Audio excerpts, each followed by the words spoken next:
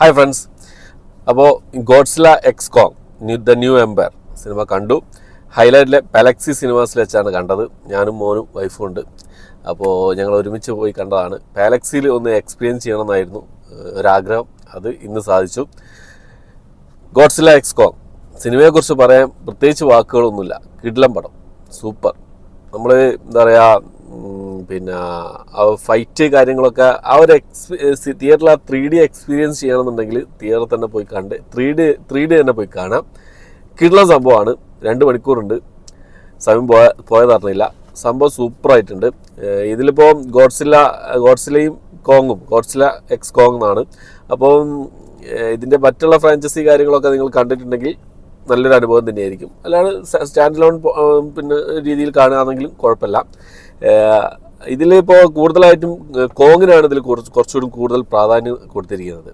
അപ്പോൾ കോങ്ങിൻ്റെ പിന്നെ ആരാധകരുണ്ടാവും, ഫാൻസ് ഉണ്ടാവും. അതുപോലെ തന്നെ ഗോഡ്സിലേൻ്റെ ഫാൻസ് ഉണ്ടാവും.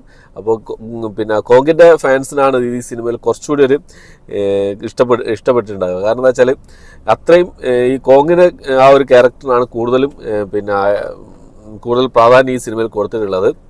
എന്നാലും ക്ലൈമാക്സിലെ ഫൈറ്റ് കാര്യങ്ങളൊക്കെ കിഡ്ലനായിരുന്നു. സൂപ്പറായിട്ട് തന്നെ ചെയ്തിട്ടുണ്ട്. നല്ല വിഷ്വൽ ക്വാളിറ്റി, നല്ല കിഡ്ലൻ ക്വാളിറ്റിയിൽ നല്ല വിഷ്വൽ എഫക്റ്റ് കാര്യങ്ങളൊക്കെ സൂപ്പറായിട്ട് തന്നെ ചെയ്തിട്ടുണ്ട്.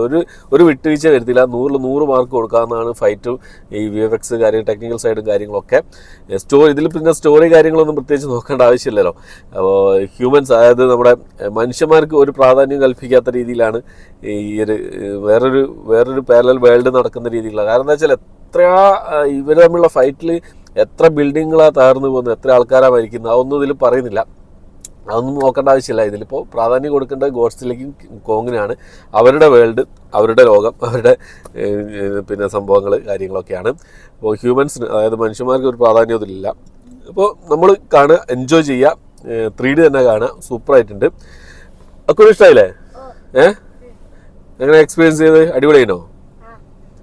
അക്കുൻ്റെ പിന്നെ അഭിപ്രായം പറ സിനിമയെക്കുറിച്ചുള്ള. കോങ്ങിനെയാണോ ഗോഡ്സിലേനെയാണോ ഇഷ്ടപ്പെട്ട്? രണ്ടാളെ ഇഷ്ടപ്പെട്ടെങ്കിൽ നല്ല ഇഷ്ടപ്പെട്ടു. അപ്പോൾ മോനൊക്കെ നല്ലപോലെ ഇഷ്ടപ്പെട്ടിട്ടുണ്ട്. അപ്പോൾ പേടിയാന്നൊക്കെ പറഞ്ഞായിരുന്നു ആദ്യം വന്നിരുന്നെങ്കിലും, പക്ഷേ 3D കണ്ണട വെച്ച് കാണാൻ ഭയങ്കര പേടിയാന്നൊക്കെ പറഞ്ഞു. പക്ഷേ ഫെസ്റ്റിവൽ അവസാനം വരെ 3D കണ്ണട വെച്ച് തന്നെയാണ് കണ്ടത്. അപ്പോൾ അവന് വലിയ പേടിയൊന്നും ആയിട്ടില്ല. പേടിക്കാൻ മാത്രമുള്ള കാര്യങ്ങളൊന്നുമില്ല. കുട്ടികൾ എല്ലാവരും കാണാവുന്ന സംഭവങ്ങളാണ്. നല്ലൊരു സിനിമ, എനിക്ക് ഇഷ്ടപ്പെട്ടു. നല്ല എക്സ്പീരിയൻസ് ചെയ്യുക, തിയേറ്ററിൽ തന്നെ എക്സ്പീരിയൻസ് ചെയ്യാൻ ശ്രമിക്കുക, 3D തന്നെ എക്സ്പീരിയൻസ് ചെയ്യാൻ ശ്രമിക്കുക. ഓക്കെ, അപ്പോൾ എത്രയാണെന്നത്തെ വീഡിയോ. എൻ്റെ വീഡിയോ ഇഷ്ടപ്പെട്ടെങ്കിൽ ലൈക്ക് ചെയ്യാൻ, ഷെയർ ചെയ്യാൻ, സബ്സ്ക്രൈബ് ചെയ്യാൻ മറക്കാതിരിക്കുക. പുതിയൊരു വീഡിയോ ആയിട്ട് വരുന്നവരേക്കും